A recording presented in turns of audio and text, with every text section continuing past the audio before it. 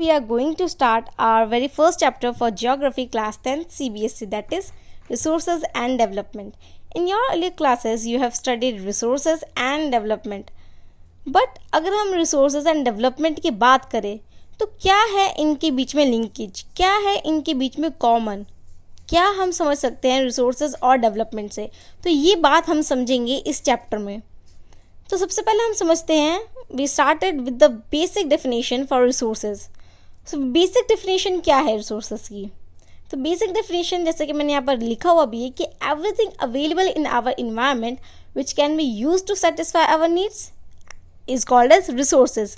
यानी कि जितनी भी चीज़ें हमारे इन्वायरमेंट में, हमारे बायोस्फीयर में अवेलेबल है, उनको हम कहेंगे कि वो रिसोर्स है, अगर वो टेक्नोलॉजिकली एसेसिबल हो, इकोनॉमिकली फीजिबल हो और कल्चरली एक्सेप्टेबल हो।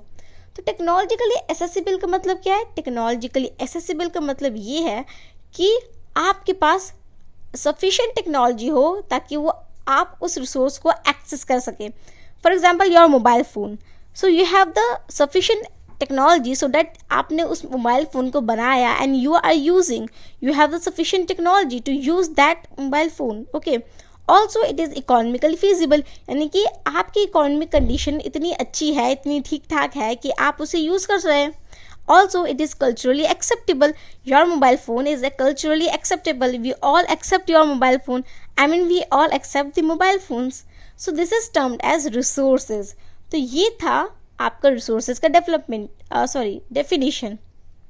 तो अगर कोई भी चीज़ हमारे बायोस्फीयर में अवेलेबल है और अगर वो इन सभी चीज़ों को सेटिस्फाई कर रही है, यानी कि अगर वो टेक्नोलॉजिकली एसेसिबल भी है, इकोनॉमिकली फीजिबल भी है, कल्चरली एक्सेप्टेबल भी है, और तो और वो हमारी नीड्स को सेटिस्फाई भी कर रही है, तो हम कहेंगे कि वो हमारा रिसोर्स है। तो ये तो था रिसोर्सेज की basic definition. Let's talk about the classification of resources. तो क्लासिफिकेशन ऑफ रिसोर्सेज का मतलब क्या है कि हम रिसोर्सेज को अब हम क्लासीफाई करेंगे, डिवाइड करेंगे ग्रुप्स में। तो हम रिसोर्सेज को 4 बेसिस पे डिवाइड करते हैं, 4 बेसिस पे क्लासीफाई करते हैं। सबसे पहला तो होता है आपका on the basis of origin, and next आपका on the basis of exhaustibility, and on the basis of status of development, and on the basis of ownership. तो ये थे आपके 4 बेसिस जिन पे हम रिसोर्सेज को क्लासीफाई करते हैं। Now let's talk about each of them in detail. तो अगर हम on the basis of origin के बारे में बात करें तो इसमें आपके 2 टाइप्स के रिसोर्सेज आते हैं, biotic and abiotic, and you can also see this in the screen कि एबायोटिक और बायोटिक क्या होते हैं। तो सबसे पहले आपने अपनी साइंस की बुक में भी पढ़ रखा होगा कि बायोटिक कंपोनेंट्स क्या होते हैं। इसकी सिंपल डेफिनेशन है कि जो भी रिसोर्सेज आपके एनवायरनमेंट में, आपके बायोस्फीयर में अवेलेबल है, अगर उनमें लाइफ है, तो हम कहेंगे कि वो हमारे बायोटिक रिसोर्सेज है। यानी कि आपके फिशरीज हो गई, लाइफ स्टॉक हो गए, also you that is human being और also a biotic resources. Next, abiotic resources. So abiotic resources are those resources which do not possess any life, that are non-living and that are present in our environment, in our biosphere. For example, the rocks, the minerals, they all are abiotic resources because they are existing in the nature but they don't have life. So now you can take a screenshot of it. Okay, let's move ahead. On the basis of exhaustibility. So if we talk about the on the basis of exhaustibility, तो word से समझते हैं कि क्या होता है exhaustibility का मतलब, क्योंकि अगर आपको वर्ड टू वर्ड अगर आप ज्योग्राफी को समझेंगे तो आपके लिए समझना ज़्यादा ईजी होगा। तो exhaustibility का मतलब होता है कि कितना देर लग रहा है उसको रिन्यूड होने में, यानी कि वापस से बनने में और ख़त्म होने में। एग्जॉस्ट का मतलब होता है, ठीक है। तो इसमें आपके 2 तरीके के रिसोर्सेज होते हैं, renewable and non renewable resources. Renewable नाम से समझिए, रिन्यूएबल यानी कि जो रिसोर्सेज रिन्यूड हो सकते हैं, यानी कि वापस से बनाए जा सकते हैं, डेवलप किए जा सकते हैं, ठीक है, with the use of physical, chemical और मैकेनिकल प्रोसेसेस। तो उनको हम कहेंगे रिन्यूएबल रिसोर्सेज, जैसे कि water, solar and wind energy. Water क्या है? वाटर आपको पता है कि रिन्यूएबल रिसोर्सेज है जो कि इन्वायरमेंट में कभी भी उसका परसेंटेज कम नहीं हो सकता, ठीक है। हमें पता है कि हमारा 2/3 जो है इन्वायरमेंट में वाटर पाया जाता है तो वो 2/3 ही रहने वाला है। ऐसा नहीं होने वाला है कि 10 साल बाद आपका वाटर का जो परसेंटेज है वो कम होने वाला है, ऐसा नहीं होगा।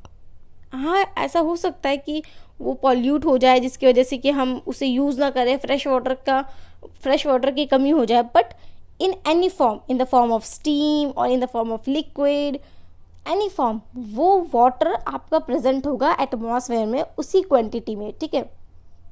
अब बात करते हैं नॉन रिन्यूएबल रिसोर्सेज की। Non renewable resources are those resources which can not be renewed and occur over a long geological time and takes a millions of years in the formation. यानी कि ये वो रिसोर्सेज होते हैं जिनको हम वापस से बना नहीं सकते। वाटर क्या था, एक फॉर्म से दूसरे फॉर्म चेंज कर रहा है, यानी कि वो बन रहा है वापस से, ठीक है। लेकिन जो ये रिसोर्सेज होते हैं नॉन रिन्यूएबल रिसोर्सेज, उनको हम वापस से क्रिएट नहीं कर सकते, ठीक है। और तो और इनको बनने में, इन्वायरमेंट में एग्जिस्ट होने के लिए बहुत ज़्यादा मिलियंस ऑफ ईयर्स लगते हैं, ठीक है। और बहुत ज़्यादा प्रोसेस इनका बहुत ज़्यादा क्रिटिकल सा होता है, ठीक है। जैसे कि हमारे फॉसिल फ्यूल्स हो गए, मिनरल्स हो गए, ये इन्होंने मिलियंस ऑफ ईयर्स लिया था एग्जिस्ट करने के लिए। So these are the non renewable resources. Now let's talk about the on the basis of ownership. तो ओनरशिप का मतलब क्या होता है, हम सभी को पता है ओनरशिप का मतलब क्या होता है कि हक, यानी कि इस मोबाइल फ़ोन में मेरा हक है, इस बुक पे मेरा हक है, या जो भी चीज़ है, इसका मतलब होता है एक हक, ठीक है। तो ओनरशिप के बेसिस पे अगर हम डिवाइड करें रिसोर्सेज को, तो ये 4 टाइप के रिसोर्सेज होने वाली है। सबसे पहले आपकी इंडिविजुअल रिसोर्सेज, दूसरी आपकी कम्युनिटी ओन्ड रिसोर्सेज, तीसरी आपकी नेशनल एंड चौथी आपकी इंटरनेशनल। तो वर्ड से ही आप क्लियरली डिफाइन कर सकते हैं कि ये क्या होने वाला है। इंडिविजुअल की अगर मैं बात करूँ तो individual resources are those resources which are owned privately by individuals, यानी कि ये एक पर्सन्स की अकेली होती है रिसोर्सेज। यानी कि लैंड की अगर हम बात करें तो ऐसा, अगर मैं लैंड के बारे में बात कर रही हूँ तो जो लैंड होती है वो किसी एक पर्सन के नाम पर होती है, ठीक है। वो पर्सन ही उस लैंड का ओनर होता है। तो हम कहेंगे कि वो इस पर्सन की रिसोर्स, यानी कि ये इंडिविजुअल रिसोर्स है, ठीक है। जैसे कि कोई फार्मर के लैंड की अगर हम बात करें, ठीक है, तो ये तो हो गया individual resources. Also your mobile phone, your own mobile phone is also individual resource for you, okay. Now let's talk about community owned resources. We know community owned का मतलब क्या होता है, यानी कि जिस रिसोर्सेज पे पूरी कम्युनिटी का हक हो, ठीक है। जिस रिसोर्स को एक्सेस करने की कैपेबिलिटी पूरी कम्युनिटी की हो, जैसे कि पब्लिक पार्क्स हो गए, यानी कि आपकी सोसाइटी का जो पार्क है, उस पार्क को हर कोई, आपकी कम्युनिटी का जितने भी बंदे हैं वो सारे यूज़ करेंगे, यानी कि वो हो गया community own resources. Now national resources. National resources are those resources which belongs to the nation, यानी कि वो नेशन की रिसोर्सेज होती है, नेशन उसको यूज़ करता है, ठीक है। और नेशन ही उसका ओनर होता है। नेशन ओनर होने का मतलब क्या है कि गवर्नमेंट उसको चला रही है, ठीक है। लीगली गवर्नमेंट पे हक है। अच्छा, इसमें एक और बात आती है कि एक 1 मार्क का क्वेश्चन आता है कि आपको पूछा जाता है कि अगर मैं बात करूँ आपकी कोस्टल एरिया से, तो आप कोस्टल एरिया से कैसे बताएंगे कि कितनी दूरी तक आपका नेशनल रिसोर्सेज है। तो कोस्ट लाइन की अगर हम बात करें पॉलिटिकल बाउंड्रीज़ की और ओशनिक एरियाज़ में, तो 12 नॉटिकल माइल्स, यानी कि 22.2 kilometres from the political boundaries और oceanic area is considered as the national resources, ठीक है। यानी कि आपकी कंट्री के कोस्ट से लेकर 22.2 किलोमीटर दूर तक जितनी भी रिसोर्सेज होगी, चाहे वो ओशन में मैं बात करूँ चाहे कहीं पर भी, वो सारी आपके कंट्री की ओन होगी, यानी कि नेशनल रिसोर्सेज होंगी। For example forest, wild life, minerals, ठीक है, ये सारे क्या होने वाली national resources. Now let's talk about international resources. So what do you mean by international? International यानी कि पूरे दुनिया भर का, ठीक है। तो कुछ रिसोर्सेज ऐसी भी होती है जो कि इंटरनेशनल होती है। अच्छा, वो रिसोर्सेज क्या होती है? हमने देखा कि 12 नॉटिकल माइल्स के बाद का जो रिसोर्स था वो बच गया, यानी कि जितना भी resources beyond 200 nautical miles of the exclusive economical zone, उसको हम कहेंगे हमारा इंटरनेशनल रिसोर्सेज, यानी कि जितनी भी ओशनिक बेड है आपके अंटार्कटिका की, पैसिफिक की, वो ज़्यादातर आपकी इंटरनेशनल रिसोर्सेज है, उस पर किसी कंट्री का हक नहीं है, वो एक आपकी इंटरनेशनल ऑर्गेनाइजेशन है जो कि उसको कंट्रोल करती है. Now let's talk about on the basis of the status of development. So if you talk about on the basis of development, so there are four types of resources, and these are the potential, developed, stock and reserves. ठीक है, तो इस पर ज़्यादातर students को confusion रहता है कि इसका मतलब होता क्या है. ठीक है, तो जाहिर सी बात है कन्फ्यूजन तो रह गई, पर कोई बात नहीं, हम इसे दूर करते हैं कि क्या होता है पोटेंशियल रिसोर्सेज का मतलब. तो potential resources are those resources which are available in the nature.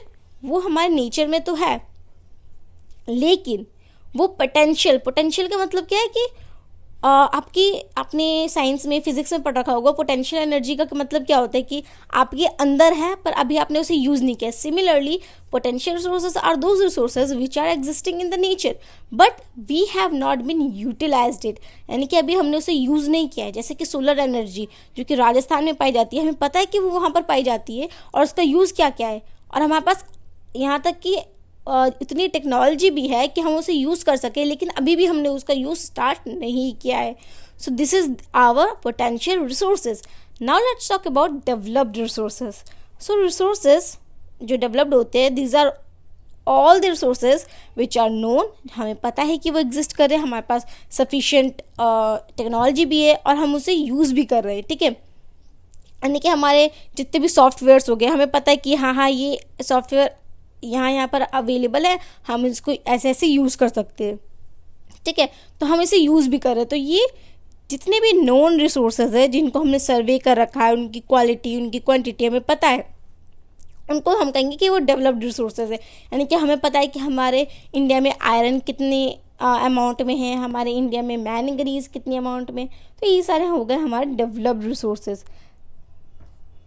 Now let's talk about the stock, and that is very very important from the exam points of view. stock, ठीक है, stock word से हमें पता है कि हम क्या करते हैं घर में कि ज़्यादातर सामान का स्टॉक रखते हैं.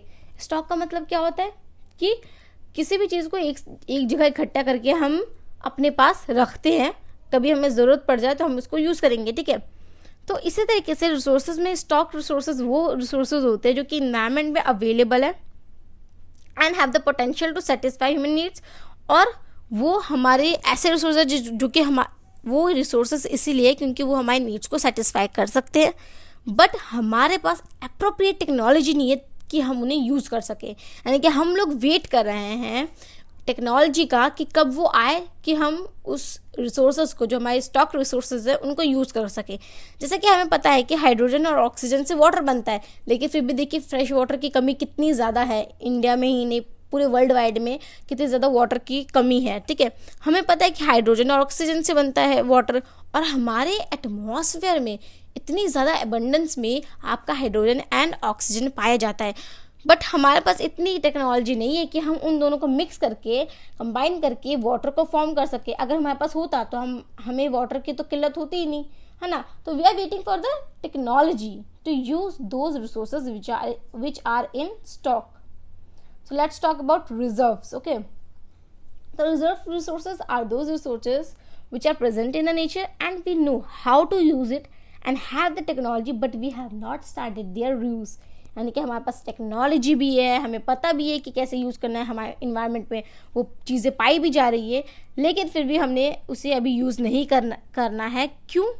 क्योंकि ऐसे ही हमारा मन कर रहा है, हमें नहीं यूज़ करना है. ठीक है, मतलब आपके, अगर मैं इंडिया के बारे में बात करूँ तो आपके पास डैम्स है, बहुत सारे डैम्स है. ठीक है, उसमें बहुत सारा वाटर जो है वो अभी जो है जमा है. ठीक है, कलेक्ट है, बट हम लोग उसको यूज़ नहीं कर रहे हाइड्रो इलेक्ट्रिक पावर को बनाने, मतलब हाइड्रो इलेक्ट्रिसिटी तैयार करने में. ठीक है, हम उसको यूज़ नहीं कर रहे, बल्कि हमारे पास टेक्नोलॉजी भी है, हमें पता भी है कैसे यूज़ करना है, हमारे पास रिसोर्स भी अवेलेबल है, but we are not using it. So these are the reserves resources. ठीक है, now let's talk about the development of resources. जैसे कि मैंने आपको कहा था कि हम पढ़ेंगे दोनों टर्म्स को एक साथ कंबाइन करेंगे और फिर पढ़ेंगे कि क्या होता है डेवलपमेंट और रिसोर्सेज का कंबाइंड फॉर्म, यानी कि डेवलपमेंट ऑफ रिसोर्सेज से हम क्या समझते हैं. तो डेवलपमेंट ऑफ रिसोर्सेज से मैंने यहाँ पे एक पॉइंट लिखा हुआ है, let's read it. Resources are vital for human beings but human beings use it indiscriminately and this lead to the following problems. इसका मतलब क्या है कि हमारे पास जितने भी रिसोर्सेज हैं अगर हम देखें तो हम उसको यूज़ कर रहे हैं, पर हम उसे यूज़ करें इनडिस्क्रिमिनेटली, हम इक्वली इसे यूज़ नहीं कर रहे। कुछ लोग तो बहुत सारे रिसोर्सेज को यूज़ कर रहे हैं, कुछ लोग बहुत कम रिसोर्सेज को यूज़ कर रहे हैं, उनके पास कुछ है ही नहीं रिसोर्स, मतलब नेग्लिजिबल रिसोर्सेज है यूज़ करने के लिए, ठीक है।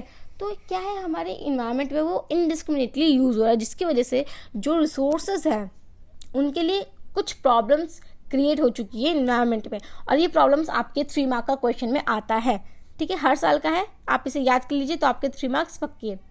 सबसे पहला प्रॉब्लम क्या है, डिप्लीशन ऑफ रिसोर्सेज। डिप्लीशन हो रहा है रिसोर्सेज का। क्यों डिप्लीशन हो रहा है?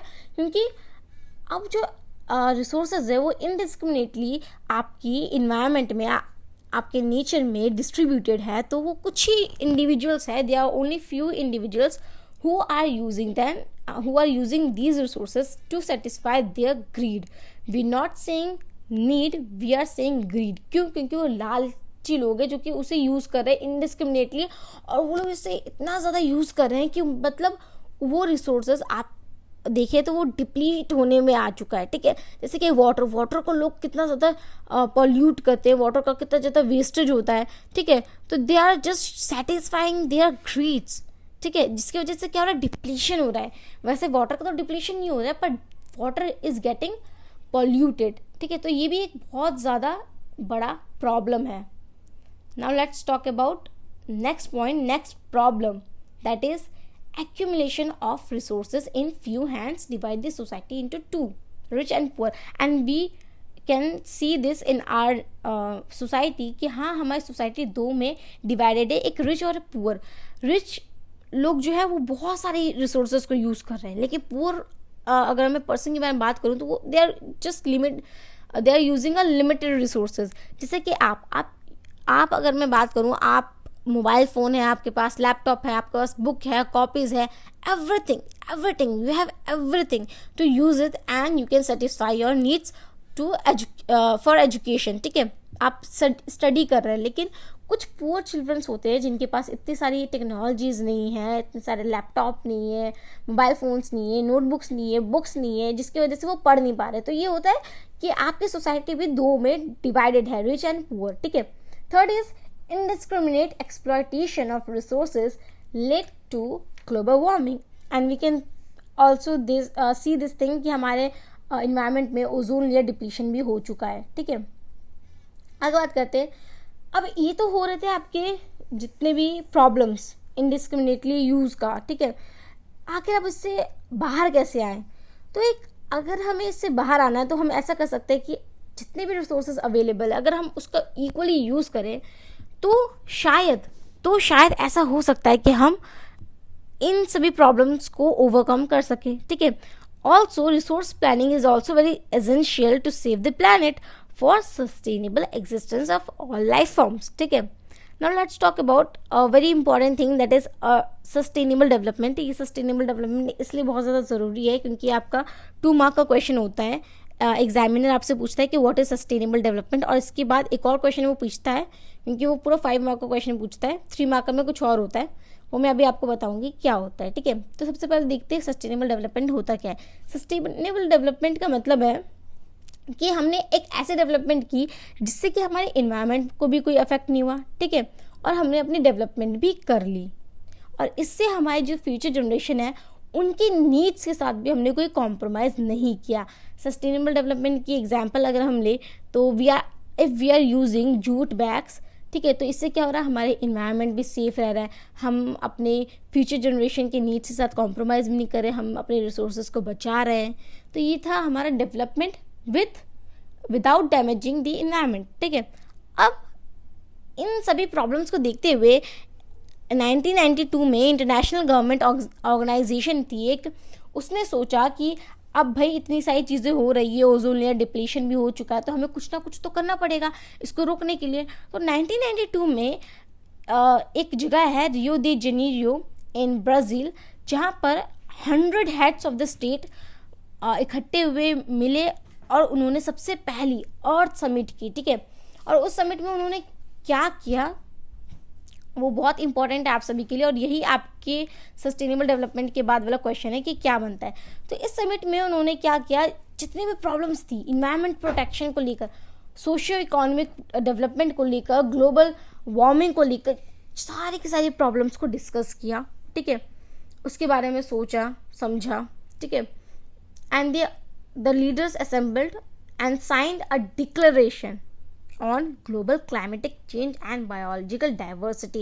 You have to learn this word global climatic change and biological diversity because ये आपका पूछा जाता है कि कौन सी चीज़, कौन सी डिक्लेरेशन का नाम था, क्या नाम था उस डिक्लेरेशन का जो कि 100 स्टेट्स ने हेड्स ऑफ द स्टेट्स ने साइन किया था।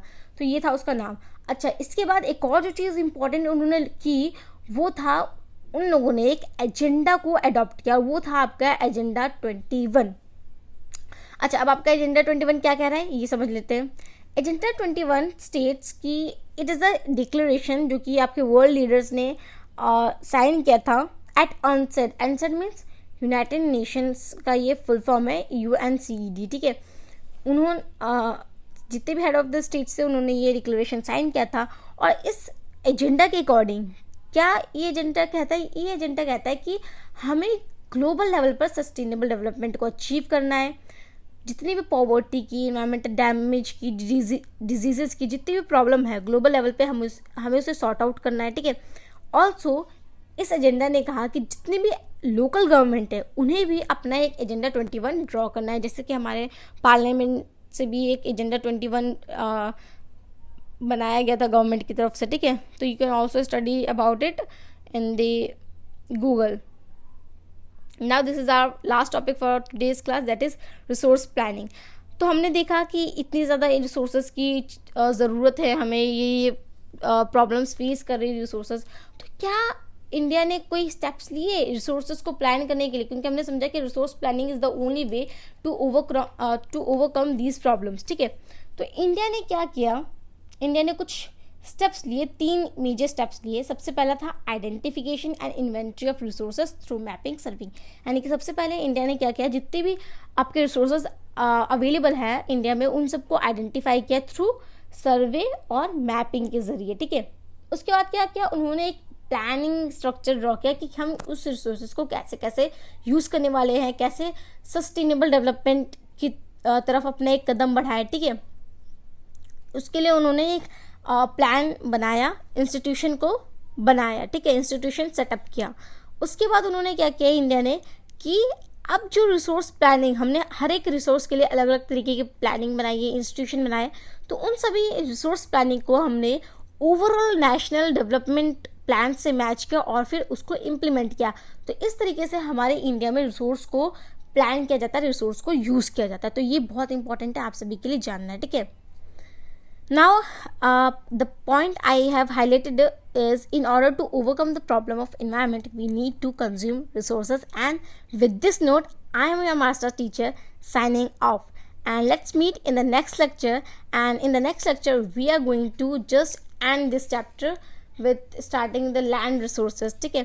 So I hope you like this video. And if you like this video, then hit the like button. Do subscribe my channel. Also share it with your all friends so that they can also learn something from it.